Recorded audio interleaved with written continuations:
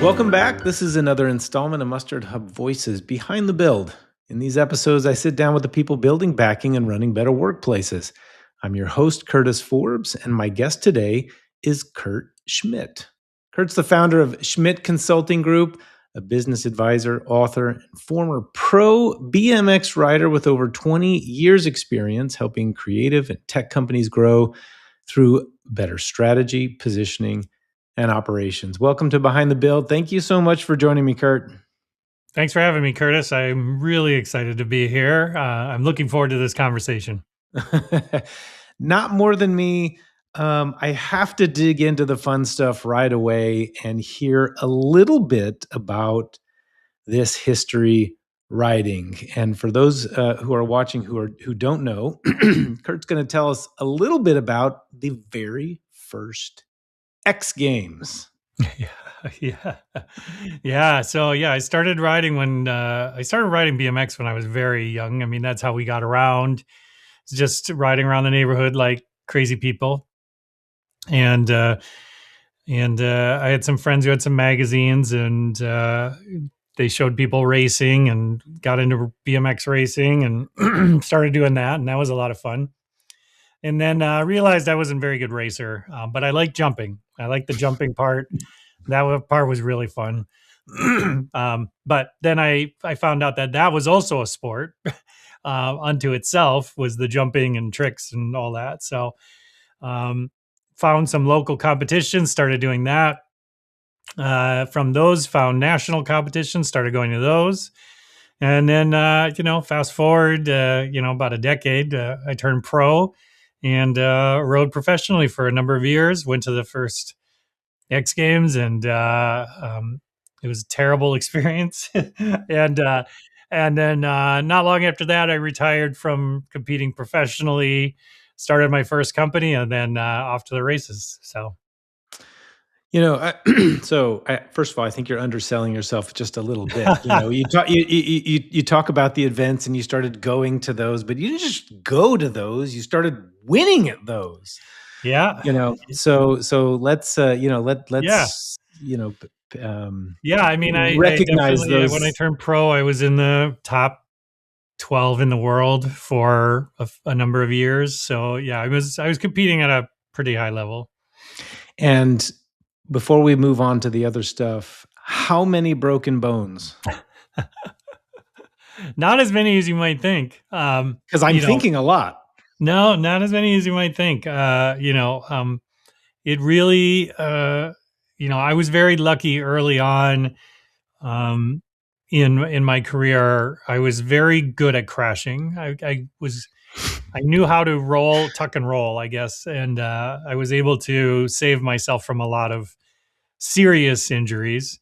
But, there was definitely times where I was laid up for a few weeks, not being able to move or do much. So, I would imagine so. I mean, that's the good thing about being young too, is that you bounce back, pretty quickly. Right. Thinking about it is hurting my back a little bit. And I can imagine now why they don't make even, falling and crashing gracefully a sport, because everybody would be doing it then and probably be very good at it. So you spent decades now building and leading successful service firms. Right Yeah. now you're helping agencies and service-based businesses grow smarter.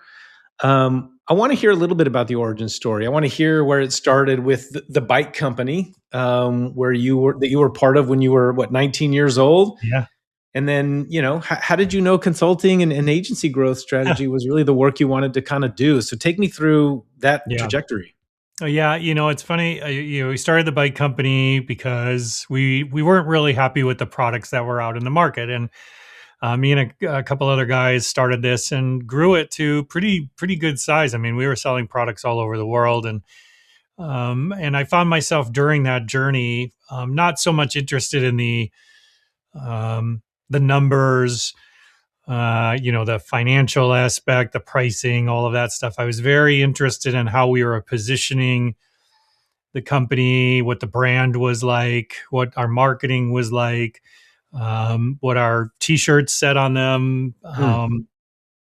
how we showed up at events or different things like that. I found myself really drawn to that. And then when I exited that company, I found myself, wondering like, what am I gonna do? Well, I liked this aspect of it, and I found that there was actually people that would pay you to do that for their companies, and that was thrilling because I thought, okay, well, I won't be broke.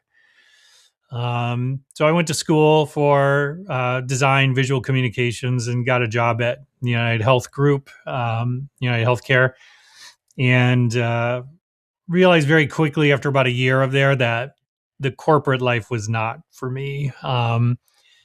I did not enjoy being a cog in the machine, and my I didn't realize it, but I had this entrepreneur sort of gene. My father had started his own business. My grandfather on my dad's side had started his own businesses Yeah. as well, and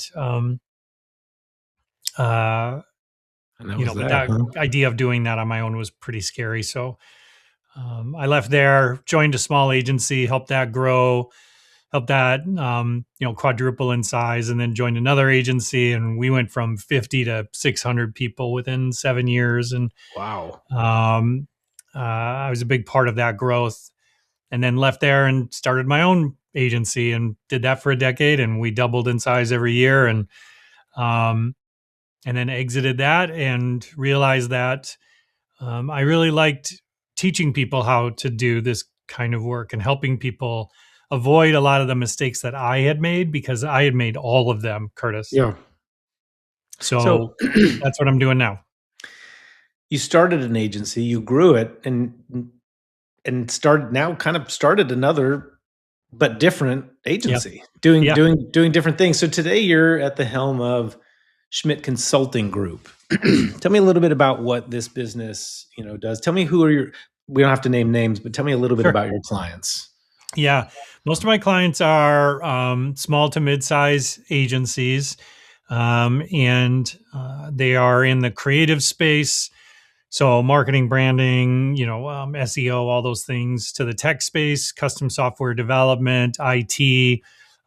There's even some recruiting firms and some other B2B service-based businesses that are kind of scattered in there. And I basically do one of two things. I either help them through coaching, where I'm working alongside them to help them grow their business sustainably, or I'm actually coming in and taking on some of the initiatives and helping them drive them through to fruition. So, and those Okay. engagements look like anywhere from 3 months to 3 years in some Oh, wow. cases. Like a fractional role, so to speak. Sometimes, yeah. Are there certain core problems that you're solving for these agencies? Yeah, I would say, Curtis, about 2/3 of them show up saying we need more customers, we need more clients. Right. That's the bottom line. Is that the problem they have? Usually not. Right. um, and then the rest of them are looking for more operational help or pricing help. They're looking to move to more value based types pricing or outcome based pricing, and they're looking for better, leaner operations. Because what usually happens with a lot of service based businesses as they grow, their their revenue grows, but their profit decreases, and a lot of that is because it's not a sustainable growth that they are focused on. They are focused on growth for growth's sake, and profit is something that they'll worry about later, and then it shows up pretty hardcore very Yeah. quickly. Yeah, I'd imagine so. So, like a big theme in your work is helping agencies really clarify their positioning and Yeah, their value. yeah, Um, Not just, doing more marketing, but, kind of fixing their marketing. So yeah. why is clarity such a foundational driver of growth? I imagine that's something you probably have to sit down and explain. Yeah, I would say, that since the pandemic, we are in what a lot of experts have called a trust recession. Trust. And Okay. what that means, at least to me in the service-based industry, is that before COVID and all that, you used to be able to kind of get away with your Google reviews or your testimonials on your website or a bunch of big logos on your website that showed that you were trustworthy. Um, and these days, that just doesn't have the sharpness that it used to, and a lot of people are confused on why that is. And um, it's because, again, like those things, people understand those things can be manipulated, faked, Yeah. whatever the case may be. People, the average consumer is smarter today than they've ever been, and thanks to AI, they're getting even smarter and smarter. And because of that, the agencies need to, and the service providers need to position themselves in stronger, trustworthy positions, stronger positions of authority, and that's work that sometimes muscles that they are not really used to using. Yeah. Well, so when founders, or operators are sort of deep in that day to day, right, in the Mhm. delivery, dealing with clients, all those operations, what what is the most common reason that they lose that strategic focus, right? How do you help them get it? And yeah, how do you even help them get it back? Yeah, I mean, part of it is I'll be honest with you, 50% of is just getting them out of their own way. Yeah, I would It imagine so. really is. Um, they're very good at what they do. They've grown because they are very good at that work, and um, but they are not. You called it out really good, Kurt. They're not as strategic as they were. They try to operationalize a lot of things that are not operational, or that can't be systematized. Some things Okay. just and some things can't be measured. Some things that matter just can't be measured too. So those are areas where people get a little, um, I would say, insecure, and helping them see that you can systematize some of these things in a way to get results and to start seeing the needle move. 80% of agencies or service-based businesses, the majority of their first few years, 80% of them is referral based. Yeah. It's all referrals.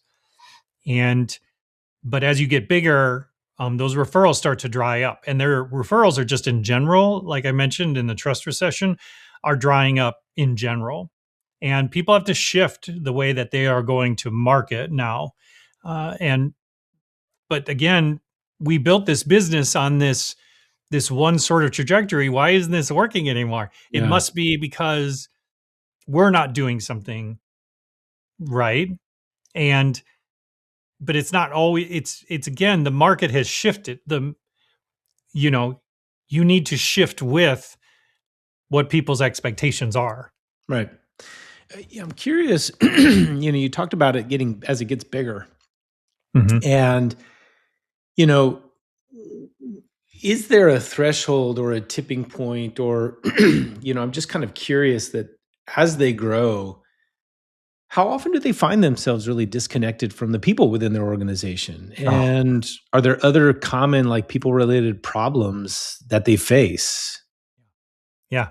Well, they kind of eat themselves in some cases, because a well-run, well-profitable agency, one of the things that they are really good at is repeating what they've done in the past, right? Since most of them bill by the hour, for example, the best thing that they can do is to make each of those hours cost the same amount, and produce the same amount of revenue.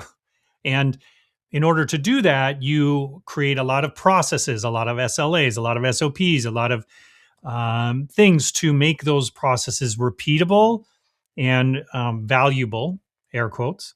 Yeah. And in doing so, um, you kind of lose what actually helped get you there, because most agencies get chosen because of their people. Right. The client meets the team, that meets the people that Hmm. are going to work on their projects and fall in love with them, and they want them on their team. That's And right.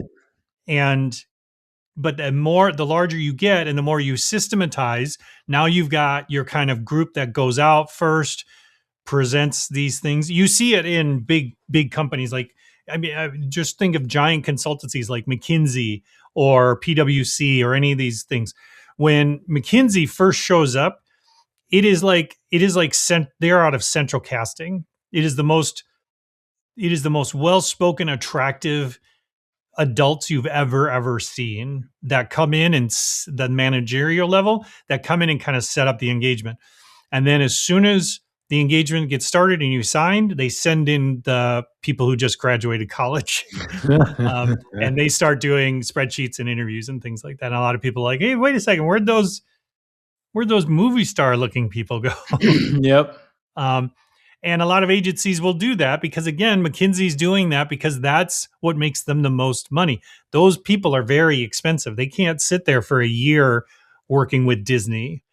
They need to move on to, to Dubai and to Tokyo and keep those engagements going. And that's what you ultimately will see will happen is that because of this operation, it starts to separate the people from the value the business does. It's interesting too, because this just sort of underscores and highlights how detrimental turnover can be to even organizations like this, because not only the customers that might leave, but the institutional knowledge as well, that's just going to go right out the door when people, churn, right? Yes. You talk about diagnosing growth barriers, right? Instead of just teaching, frameworks. What is the difference between having a strategy and a strategy that actually gets implemented and executed? I want to understand, right? Because there's going to be we can all have a strategy to do things, right? But whether or not it actually gets put into place, right? Or, it has those obstacles broken down, right? In order for smooth implementation, I want to know from your perspective, like, what do you see as the biggest difference? Yeah, I'm really glad you asked that because I just did a video on this where I talk about just the word the word strategy is just a filler word. It's if you go back to the famous quote, right, that plans are worthless, but planning is everything. Yeah, Eisenhower, right? Yeah, Eisenhower. So it's true because planning is so important. Why is planning really important? What does that quote actually mean? To me, what it means is alignment. To me, what it means is that we are aligned. We have disparate groups. We have different groups that have to produce different things according to one common goal, and we have alignment. And so the plan to get there is not as important as the alignment we have. And that is where a lot of leaders fall down because they think if I point to the moon and say, we're going there, and just you just go. Well, yeah, well, I'll just without go. without any alignment Get my behind that. car and start driving there. Yep. It's not shocking to see that people don't end up at the moon. And then leaders are confused. They're like, well, I went to my Vistage group and I went to my CEO roundtable and they said, set a vision and get the team working towards that vision. And then, that's how you lead a company. And it's like, Yeah, no. There's more work. So, what's the first sales mistake that most agencies make? When they're trying to scale or when they're trying to get bigger, right? What's something that they can do today to fix that? Stop talking about yourself and your services. It doesn't seem so obvious to so many people who are sitting in the seat wondering what to do. Yeah. Well, again, you want every agency wants to look bigger than they are. They all want to be, they all say, well, I'm 5'11" and 3/4, like they all are a bit insecure about their size when they're going into a discussion sometimes because they want to look stable. It's not because they want to to charge a lot. It's that they want to look trustworthy, and largeness to them indicates trustworthiness. Now, is that reality? No, because that's just they put that on themselves. That's not reality, right? Um, so for me, it's really they have to understand that the important thing in a sales process is to listen and understand the customer first and explain your value second. I just wrote an article about this on LinkedIn about why proposals don't close deals, Mm, because proposals don't close deals. Um, the deal is closed well before you put a piece of paper in front of them. That's a proposal is negotiation. It's not a way to close a deal. okay. And if you get that mindset and you can grow that mindset within your team, that's a huge unlock in terms of maturity for your organization. Hmm. So growth isn't just sales, right? It's the No. systems, it's the people. Yeah, it's like You you know, said, retention is just a part of as much a part of growth as hiring in my mind. right? Because if you lose people, even if you replace them, like I said, some of that business might have gone out the door right along with whoever left. So, And that tribal knowledge because you just counted on that person to take care of things. You didn't, you know, you didn't look at scaling the right. individual. So what patterns do you see in agencies that struggle operationally versus those that really thrive as they scale? Yeah, I would say it's consistency. The delivery has to Mm, be consistent, and they struggle with that, right? Because a lot of times every client is they treat every client like they're a unique and beautiful snowflake. And while that might be that they are unique and beautiful snowflakes, that doesn't mean that that each delivery needs to be so customized mhm, that we lose sense of what actually works and what doesn't work. Because then what ends up happening in a lot of these agencies when it gets to delivery is that the tail is wagging the dog, is that the client is in charge. mhm. Even though I can't tell you how many times in my past when I had a pissed off client show up, Curtis, as soon as I heard this phrase, but we came to you because you're the experts, I knew we had screwed up because we weren't leading. They Right. didn't come to us because they needed a staff augmentation. Mhm, And even though some clients will say they need, a strategic team, a partner, all that stuff, um, they might treat you a little staff augy, but you got to help them understand that that's not why you hired me. But what mhm. some agencies will do is they'll fall back and be like, "Well, I'm afraid of the client, Yeah. so I'm not going to push back on this." And then what you find is 6 months later, a year later, they fire you, and then they say, I thought I was hiring experts. Yeah. And then Right. your team will sit there and point fingers back at them saying, well, they never let us. They never told us. No, no, we never asked. We never stood up for ourselves. We never stopped the project and realigned Right. around what good looks like. Yeah. And so that's on us. So let's talk about some of that leadership. I mean, as teams get larger, Yeah, as they get more complex, alignment. You talked about it a second ago, right? It becomes a lot harder. it does. What separates the good leaders from the great ones? Not just when it comes to projecting that vision, like you described, which actually I really like that example about the moon. Um, but when it comes to people and culture. Yeah. I would say the biggest thing, especially in a service based business, the biggest cultural unlock is signaling a sense of urgency. Really? Yeah. So once we have alignment, we should be aggressively trying to test um and try to break that alignment. We should be testing it. We should be pushing up against it to make sure it's real. Because a lot of people will sit in meetings and nod, and then after Mhm. the meeting they'll go into the meeting after the meeting and be like, that idiot, you Yeah. know, Or what did we well, just talk about? Or I don't what did we just understand talk about? any of I'm this. not, what a waste of time. Um, and I tell a lot of my clients, like in the first few weeks, my goal is not to see if there's alignment, but to see if that alignment is authentic. That's what Because, you mean by urgency. yeah. And so the leaders that can instill a sense of urgency in all aspects of what you're doing in service, that's what customers want. They want a sense of urgency, right? Everything from when we get Starbucks to if we have somebody that delivers our mail. Think of any service-based business. We are hoping for a sense of urgency, whether or not that means it goes super fast or not.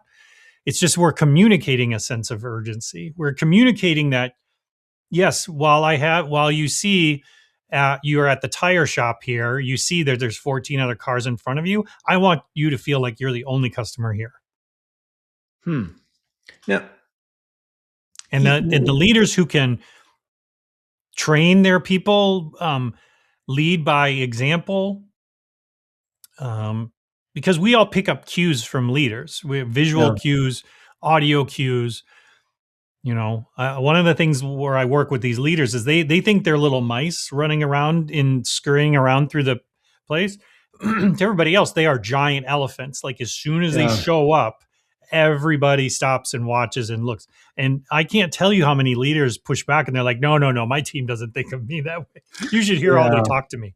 And I was like, no. Well, when growth accelerates, but the internal systems might lag a little bit. I'm very curious because when you talked about pressure testing, the authenticity of alignment and creating the sense of urgency, teams can also often experience burnout. There can be a lot of inefficiency. And I guess I'm curious, how do you start to notice these things, right? What do leaders need to watch or be aware of before they become crazies? Yeah. Well, you can see the corporate antibodies attacking very, very soon, even in a small team.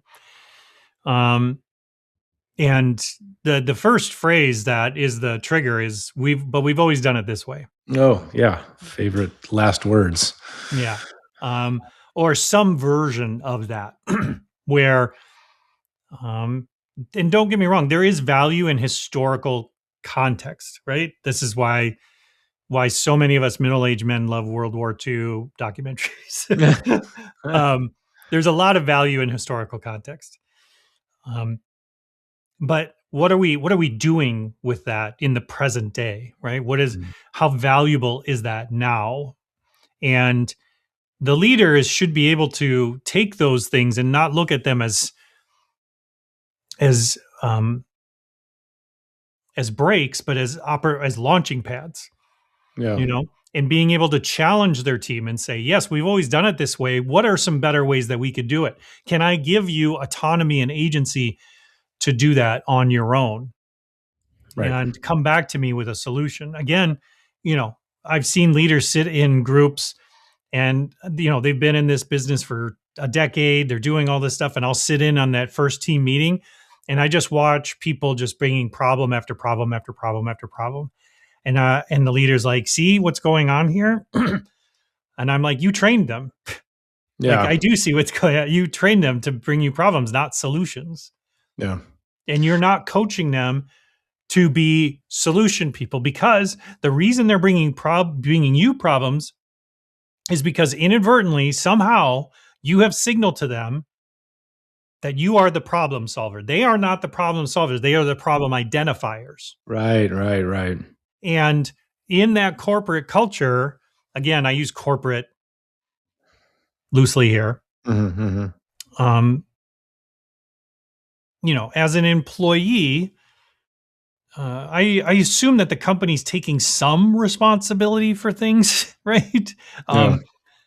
And not that, and again, like, that's why you can't just like hand off the whole thing to me and be like, go solve this thing. Well, but the company has to assume some accountability and responsibility in this. And who is the company? Well, it's leadership. It's the executive team. And they have to have buy-in and be stakeholders. And Well, in a all of that. question that I would have, because you made an interesting comment, right? Well, you're the one that trained them, right? And for sometimes an operator, right, it's hard to let go of a lot of things. They wind up Yeah. either micromanaging, they wind up, wanting to solve every problem, right?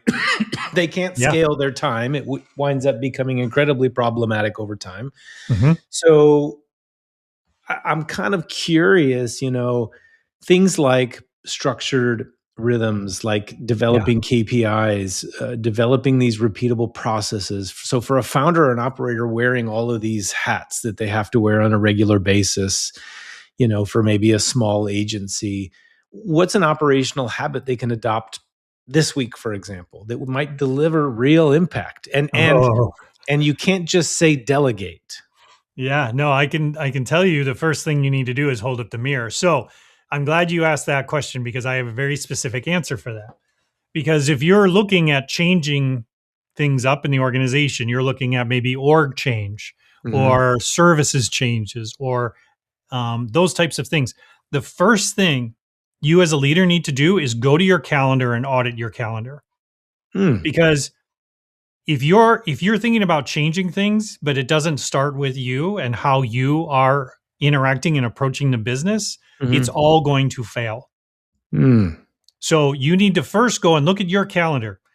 What can I do to audit and improve and streamline my change before I go out and lead change? I like that because a lot of people their first instinct is to go and fix everything Yes. else that's broken because they don't Yes. often think of themselves or what they're doing as broken. But No.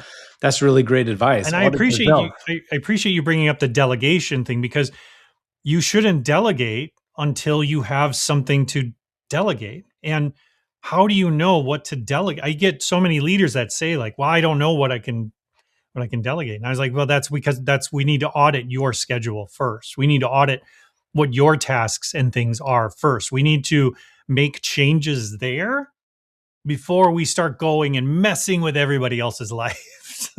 Let's talk about what they track. Excuse me. Yeah, yeah. Um, Give me a couple of KPIs that agency leaders need to be on top of, right? So that they are just well grounded in reality.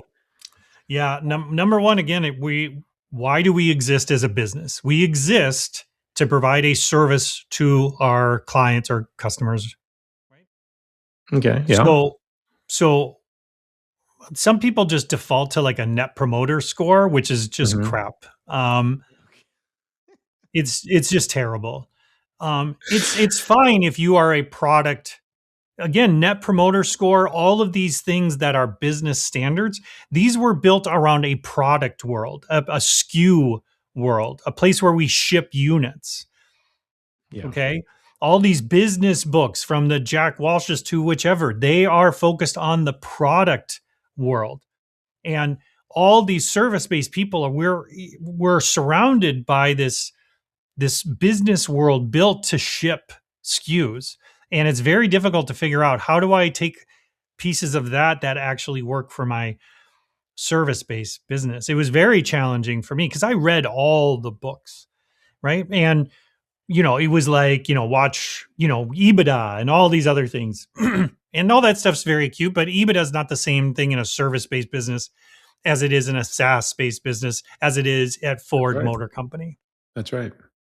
It's very different.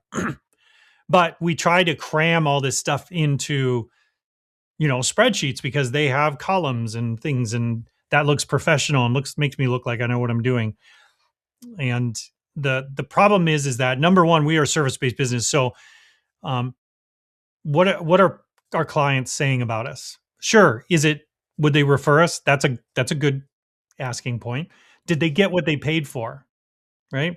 Yeah. Um, did we do go on above and beyond? Those are things where my clients are very sometimes scared to ask because what if they're honest? Yeah. You Uh, What if they're honest? That's I mean, that should be memed right there, right? Because think about that, right? I mean, we ask people things. We also want to feel like we're the experts, right? And Sure. so, we want honesty, but Yep.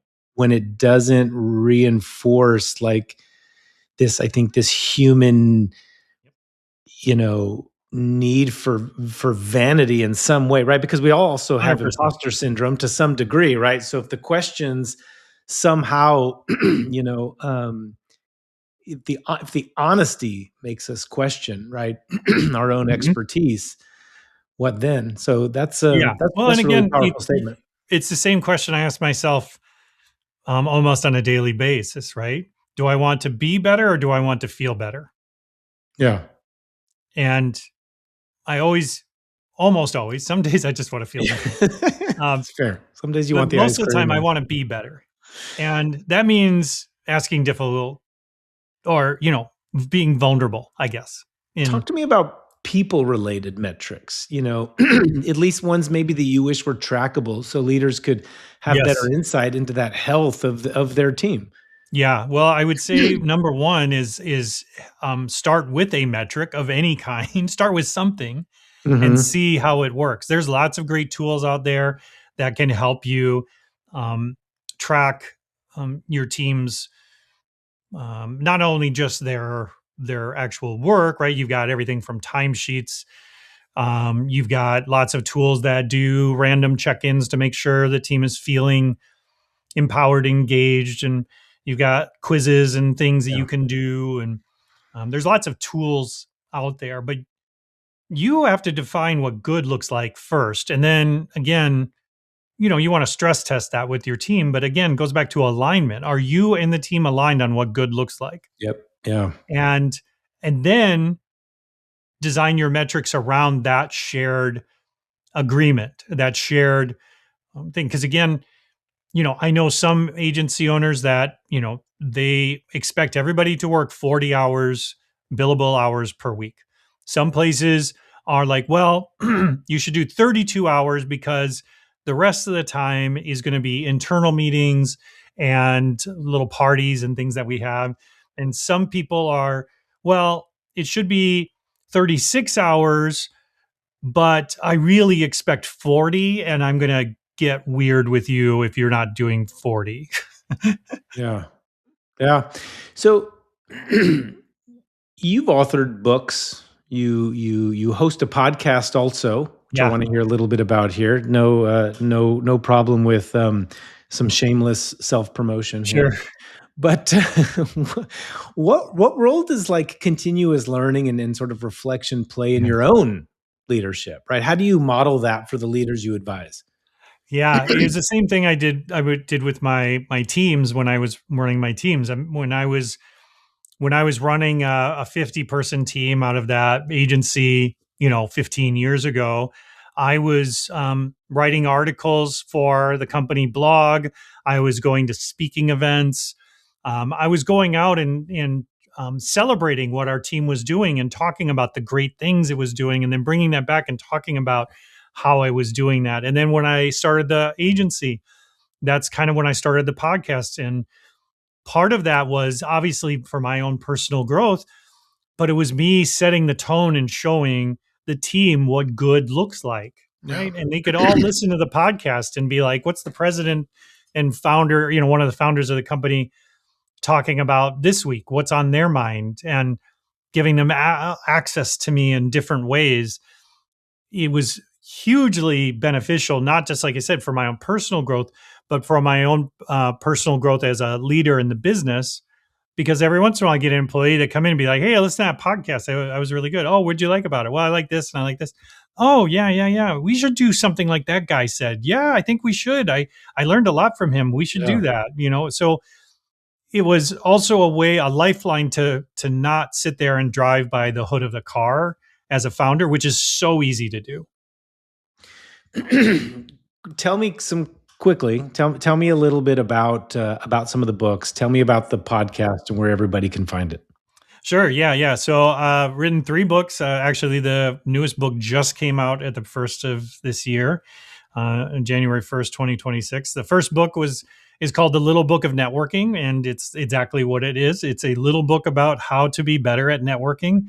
I originally wrote this manuscript for my daughter when she was graduating college, and I had a friend tell me I should turn it into a little field guide for networking, and that's what I did, and did that a number of years ago. And same thing kind of happened with my next book, which is called 10-10-10. That's the numerals 10-10-10-10. And basically how to structure kind of your future in a sustainable way. It's very similar to like the format and the frameworks that I use with my clients. Okay. But this is for more personal growth. And again, this was a friend of mine that I was coaching and said, you should turn this into a book. And I was like, okay, I'll turn it into a book. And then this next book is called The Attraction Agency, that just came out. And it's all about how to stop chasing clients and start attracting them. And it's based on my last 20 years of building attraction engines to instead of chasing after Yeah. clients. And yeah, they're all kind of more field guides. There's some anecdotal stories and things in there, but there's a lot of tactics. I write more like, somebody writing a field guide for the military than I do maybe Simon Sinek. So So if you could distill your leadership philosophy into maybe one belief or practice, right, for founders, what would that be?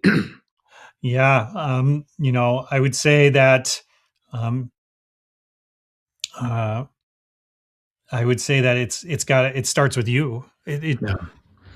If you are not personally improving and growing, your business is not improving and growing. And I see so many founders that are not investing in ways for personal and professional growth, and they wonder why their company is stagnant. I know some founders that have really embraced AI and are taking that and working with that, and they're bringing that into their organizations, and you're seeing leaps and gains in productivity and all these things. Again, it's because they are leading the charge. But I know some others that are very scared of it. They have issues with security and copyright and all this stuff, Mhm, and they mhm. wonder why other people are seeing growth. Again, it starts with you. Yeah. That's that, and it's it's very provocative, right? To think about that, right? Like, for an entire philosophy, on what you do to really be distilled, I think, into that simple message, right? It's not simple, but right, but maybe it should be. Yeah, it should So be. Again, it's not it's the work comes after the realization, yeah, yeah, you know. Once we're honest with ourselves and we realize that what we truly want is to grow and be better than we were yesterday, yeah. and that's a personal journey, not something that is handed to us because our business is successful, our kids are successful, our spouse, partner, our family, whatever is success. It's because you know, we're on this journey. Yeah. And if we're not focused on growing ourselves, we can't grow anything else around us. I love that. So wrap me up here. If a Yeah. founder, if an agency leader kind of came to you tomorrow and just wanted your best advice on how to Yeah. grow their agency, give me the one piece. I have a feeling I know what's coming, right? But you're on an elevator to the top floor, and before the doors open and they walk right out of there, what is this one thing that you have an opportunity to tell them while they're right next to you? Oh, get over yourself. Oh, I love. First of all, I had a feeling I knew what was coming, but you put it way better than it was in my mind. And I don't mean that in a way of that they were all about themselves in the first place, No, I but hear you. not in a narcissistic way, but in a way where um, what they think and feel doesn't matter until they test it. Right. I mean, and the reality is, look, we all have hopes and dreams. We all want success, and success. I mean that by it looks very different for every person. It doesn't mean that we Absolutely. don't want it, right? And I think that um, worrying about that perception can be a lot of what you're talking about, getting over yourself. It's not necessarily from, some sort of, it doesn't necessarily come from an entirely selfish place. Right. But, No. or self-centered or whatever, whatever have you. But just knowing that it's okay. We're not perfect. We want to get better tomorrow, right? We want to be at least 1% better tomorrow than we are today. And if you can get over, whatever perception you have in your mind of how that might look to be okay with growth, then you're headed somewhere. Yeah, exactly. My dad taught me a long time ago, and I was very new leader, and I was trying to get the team to go along with with this new initiative and things that I had. And he told me straight up, he's like, I was like, these people don't want change. He's like, people love change. They don't want your change. They want their change. I like that. And I realized, like, oh, I see. I thought I was supposed to be the leader and just have the big reveal, like, like Mad Men, right? Of like, here's the big reveal of the place we're going. And I didn't realize that I have to make it their change. Right. I And like if I that. don't do that, that's why I say get over yourself, right? Because you're thinking that, well, as a leader, I got to be the best and smartest person in the room, which is usually the worst thing you can be. Maybe being a good leader is just bringing out the best in everyone else. It is 100% that. Yeah. I Love can't, that. I mean, all those businesses I built was because of the teams. It wasn't because I was some genius. I was just very good at Well, maybe that finding was genius, Kurt. the right people and hiring them and getting out of their way. Well, I want to thank you, Kurt. Thanks so much for joining us. I appreciate you taking the time to join me today. No, I really appreciate it, Curtis. I've really enjoyed our conversations, and thank you for the opportunity to share this. I hope it helps someone out there. And if they got any questions, you can find me on LinkedIn. Just reach out. I love it. I love it. It's been fun. And thanks to all of you watching and listening to MustardHub Voices Behind the Build. Subscribe so you don't miss the next episode. Please visit mustardhub.com to learn more about MustardHub and get started for free and discover how we help companies become destinations for workplace happiness and turn culture into a competitive edge. Until next time.